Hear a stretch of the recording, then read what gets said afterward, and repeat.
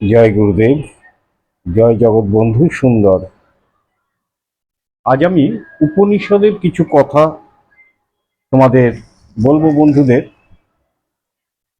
তোমরা বন্ধু অনেক কিছুই জানো, তবু অনেক সময় মানুষ ভুলে যায়, বিভিন্ন কর্মক্ষেত্রের মধ্যে থাকে। তাই আজ আমি একটু মনে করিয়ে দিই মাত্র আমার বন্ধুদের। আমরা সারাদিন আজে বাজে কথা বলি, বিভিন্ন রকমের, কিন্তু কখনোই কিন্তু আমরা ঈশ্বরের কথা, প্রভুর কথা চিন্তা করি না, বলি না। অবসর সময় যেটুকুনি পারা যায় তার কথা একটু শ্রবণ করা, বলা, পাঠ করা দরকার বা প্রয়োজন। মনে রাখবে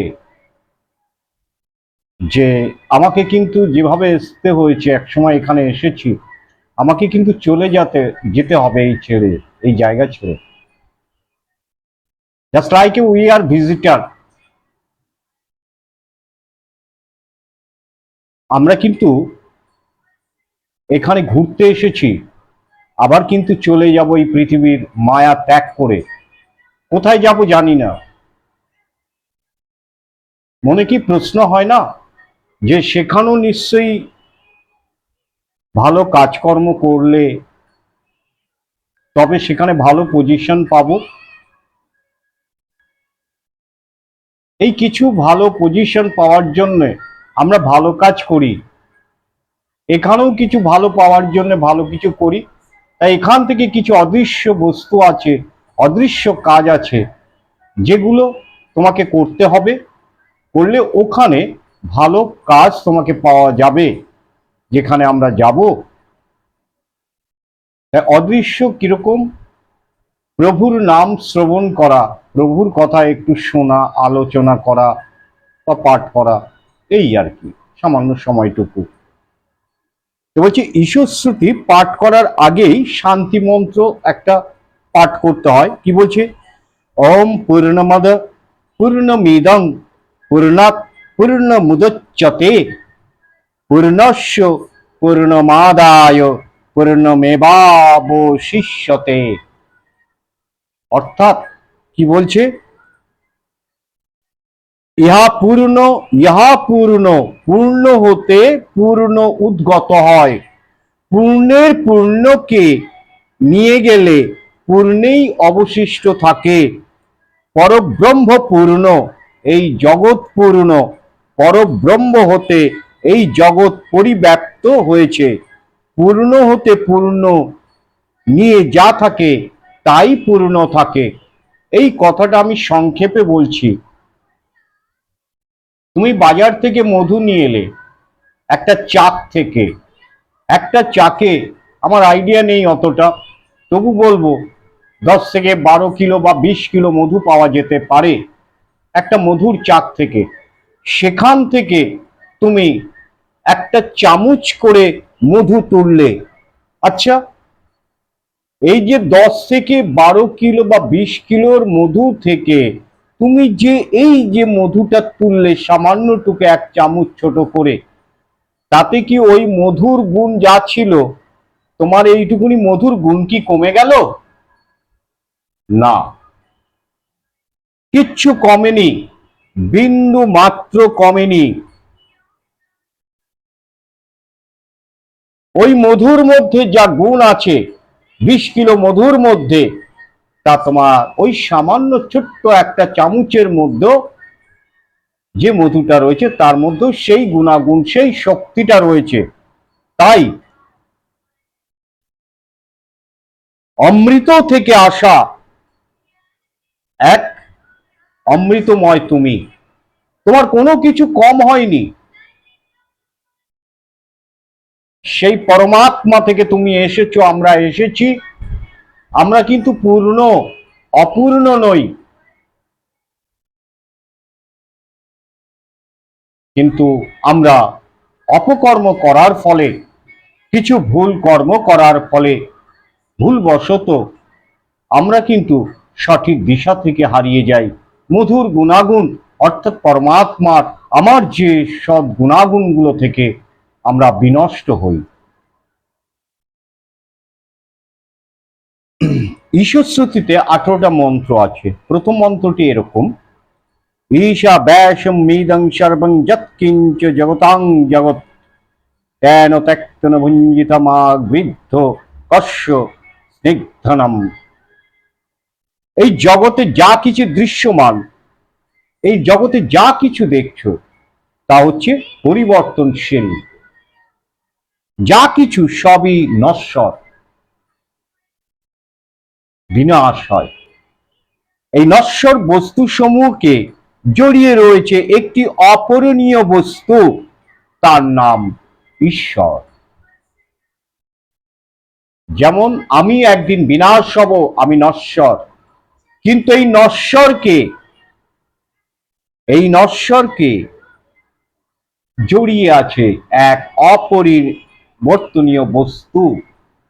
কি সেই বস্তু বা তার নাম কি? তিনি ঈশ্বর। তিনি এইখানে অবস্থান করে আছেন, ভেতরে, আমাদের এই নশ্বর শরীরের ভেতরে রয়েছেন। ঈশা যুক্ত অবশ্যং, অর্থাৎ যা কিছু সবই ঈশ্বর কর্তৃক ব্যক্ত। তিনি আছেন তাই তোমার সঙ্গে কথা বলছি, তিনি আছেন তাই নিঃশ্বাস প্রশ্বাস চলছে, তিনি আছেন তাই তোমাকে দর্শন করছি, তিনি আছেন চলাফেরা করছি, তিনি আছেন আহার জুগিয়ে যাচ্ছি, কর্ম করছি। মনে রাখবে, তিনি যখন আমাকে এই দেহ ত্যাগ করে বেরিয়ে যাবেন তখন আমি অনিশ্চ বস্তু, আমার কোনো দাম থাকবে না, মূল্য থাকবে না। অর্থাৎ এই দৃশ্যমান বস্তুর মধ্যে এক অদৃশ্য অপরিবর্তন এক বস্তু রয়েছে, যা দেখা যায় না, তার নাম হচ্ছে ঈশ্বর। সকল পরিবর্তনশীল বস্তুর মধ্যে অপরিবর্তনীয় ঈশ্বর বাস করছেন।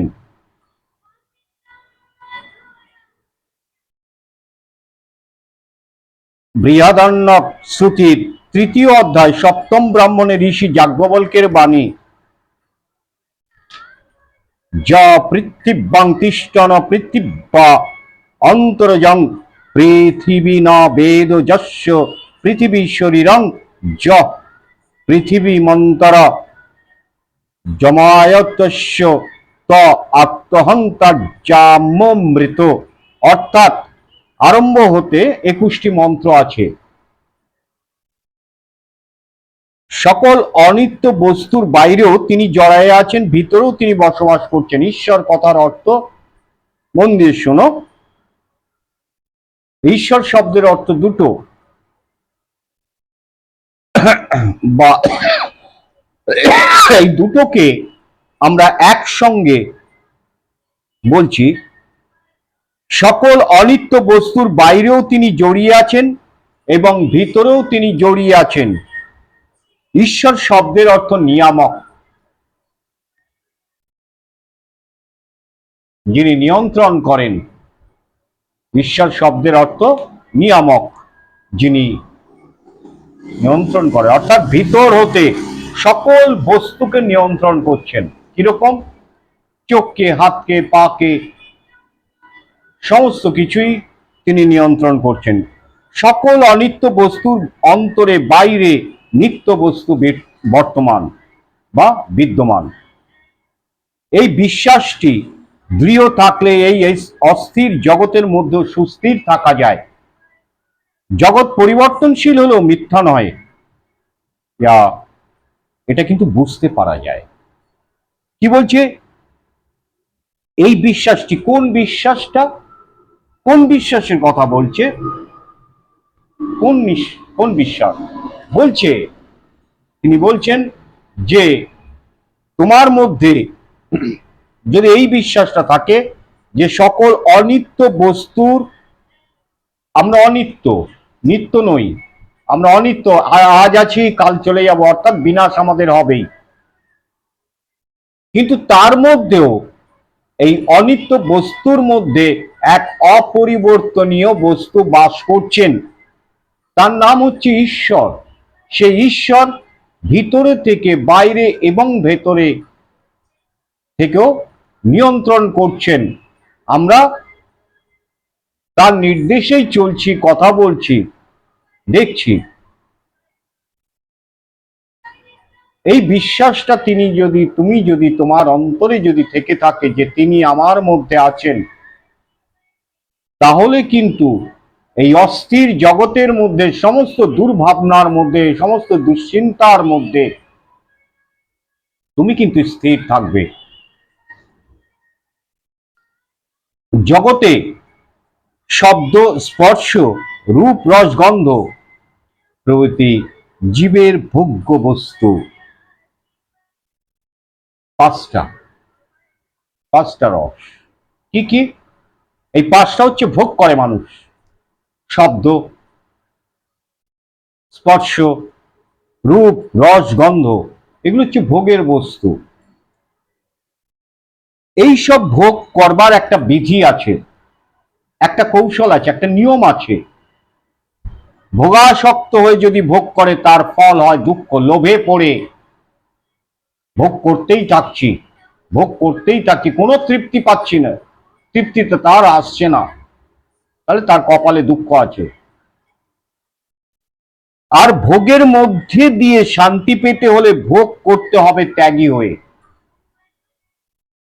আমি খেয়েছি রসগোল্লাটা, সুন্দর, এই পর্যন্ত তৃপ্তিটা থাক, ভোগ করলাম, খেয়ে আস্বাদন করলাম মন থেকে, গিয়ে আবার যখন হবে তখন দেখা যাবে।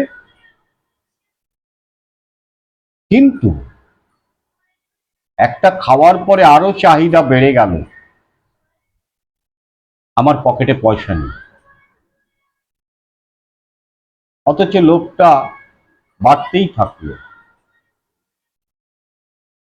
লোভকে তুমি কন্ট্রোল করতে পারলে না। এর গভীর অনেক কথা আছে, আমি সংক্ষেপে বলি। তাহলে লোভটাকে তোমাকে ত্যাগ করতে হবে। ভোগ করো, কিন্তু ভোগাসক্ত হয়ে ভোগ করো না। ওর মধ্যে আসক্তি না আসে, ভোগের মধ্যে তোমার একটুতেই তৃপ্তি এসে গেলে তুমি শান্তি পাবে। অনাসক্ত হয়ে ভোগ করলে তাতে অনাবিল শান্তি পাবে। ভোগলিপ্সুর ভোগের পরিণাম অশেষ কষ্ট, ত্যান ও ত্যক্তন ভুঞ্জিতা। আদর্শ জীবনযাপনের জন্য তিনটে নির্দেশ দিয়েছেন উপনিষদ। তিনটে আদর্শ জীবনযাপন করার জন্য। কি কি কি সেগুলো? জগৎ জুড়ে ঈশ্বর আছেন, এই কথাটা তোমাকে বিশ্বাস রাখতে হবে। এক নম্বর কি না, জগৎ জুড়ে ঈশ্বর আছেন তা বিশ্বাস রাখো। আর 2 নম্বর হচ্ছে ভোগাসক্তি ত্যাগ করে ভোগ করো। 2 নম্বর কি বলছে? ভোগাসক্তি ত্যাগ করে ভোগ করো, লালসার মধ্যে ঢুকে যেও না। 3 নম্বর, পরদ্রব্য অর্থাৎ পরের জিনিসের উপরে কখনো লোভ করিও না। পরের জিনিসকে তুমি দেখছো সুন্দর, কিন্তু তোমার চাহিদা থাকা উচিত নয়, যেহেতু এটা পরের জিনিস। তোমার ভোগ বা লোভ করার ইচ্ছা না থাকাটাই ভালো। সুন্দর জীবনের পক্ষে শুধু এইটুকুনি নির্দেশ দিয়েছেন উপনিষদ। এইটুকুনি মেনে চলো। যারা আত্মঘাতী তাদের কথা বলছে, কি বলছে? অন্ধ তমসা বৃত্ত আসুরিক লোকে গমন করে যারা, তারা হচ্ছে আত্মহনন। আত্মহনকে, না যে পরের আত্মাকে কষ্ট দেয়? বিশ্বময় একটি আত্মা আছেন, অন্যকে কষ্ট দিলে নিজেকেই কষ্ট দেওয়া হয়। আমি একটা কুকুরকে মারলাম, ওর ব্যথাটা আমি বুঝলাম না, কিন্তু আত্মা কিন্তু একই। ওর শরীরটা পশুর ন্যায়, আমারটা মানুষের ন্যায়। ওর চারটে পা, আমার দুটো হাত দুটো পা, কিন্তু বিবেক বুদ্ধি ওর থেকে আমাদের উন্নত। কিন্তু আমি যে কুকুরটাকে মারলাম, আমি অজ্ঞ বিজ্ঞ নই, আমি নির্দয়, পশুর থেকে অধম হয়ে গেলাম। আমার বুদ্ধি প্রখর নয়, তীক্ষ্ণ নয়, সুচিন্তক নয়, তাই কুকুরটাকে মারার পরে আমার কোনো বিক্রিয়ার সৃষ্টি হলো না। ও তো কুকুর মেরেছি, কি হয়েছে? কিন্তু ও তো একটা ব্যথা অনুভব করেছে, ওর যখন শরীর আছে। অন্যকে কষ্ট দিও না, ওই কষ্টটাই তুমি ঘুরে পাবে তৎক্ষণাৎ। ওই জ্বালা তোমাকে ভোগ করতে হবে। তুমি যেটা সৃষ্টি করবে তা তোমাকেই ধ্বংস করতে হবে।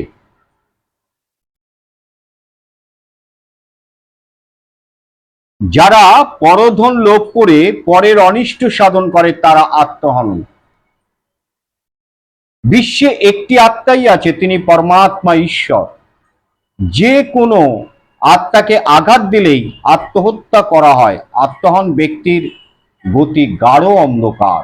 এখন তুমি বুঝতে পারছো না, তুমি অপকর্ম সুকর্ম করছো, কি করছো তা তুমি বুঝতে পারছো না। এখন যখন বয়সের একটা সময় এসে যাবে, যখন তোমার ইন্দ্রিয়গুলো কাজ করবে না। ইন্দ্রিয়গুলো কি? চক্ষু, কর্ণ, নাসিকা, জিহ্বা, ত্বক, এরকম 10 ইন্দ্রিয় আছে। এগুলো যখন এক এক করে ইনঅ্যাক্টিভ হয়ে পড়বে, তাদের কর্ম ক্ষমতা হারিয়ে যাবে, তখন তোমার মনের মধ্যে আসবে সেইগুলো, সেই চিন্তাগুলো।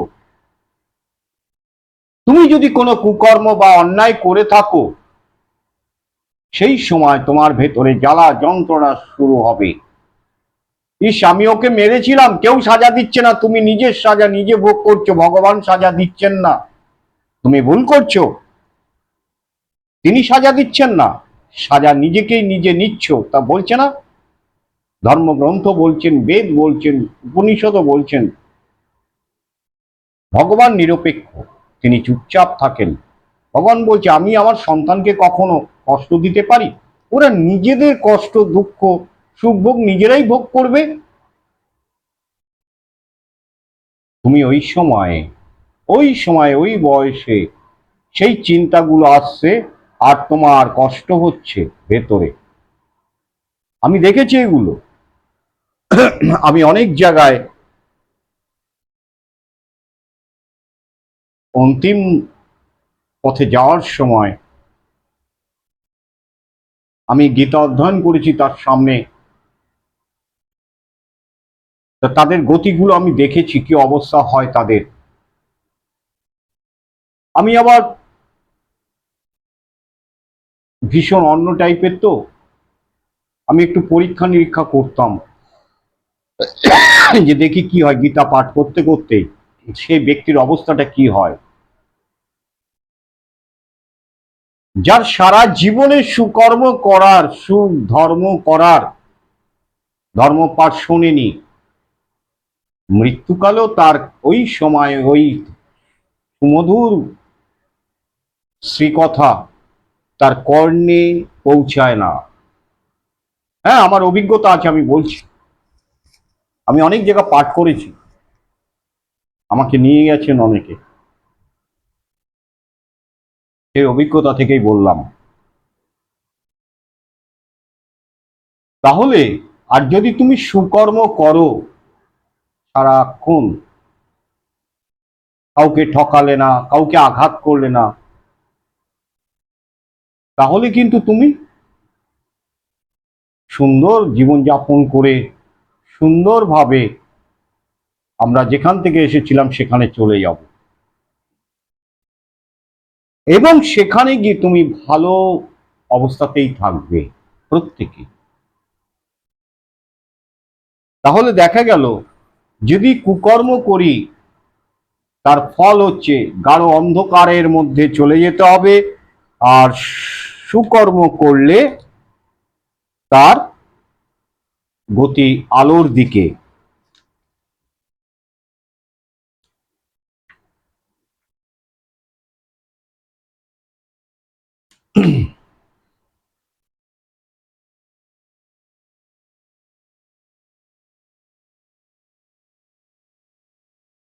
এই যে আত্মা বা গীতার কথাও কিছু এখানে বলা আছেন, উপনিষদ তুলে ধরেছেন,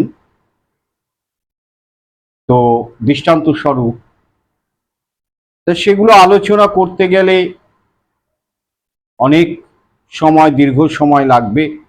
তাই অল্প অল্প করে যতটুকুনি ধর্ম কথা জানা যায়, তাহলে আমরা জানতে পারলাম দুটো কথা। একটা হচ্ছে ঈশ্বর শব্দ অর্থ কি, ঈশ্বর কাকে বলছে, ঈশ্বর কে, এবং আদর্শ জীবনযাপনের জন্য তিনটে নির্দেশ। এই তিনটে কথা কিন্তু আমরা পেলাম। জয় জগৎ বন্ধু সুন্দর, জয় গুরুদেব। আবার পরের এপিসোডে আমি নিশ্চয়ই আলোচনা করব।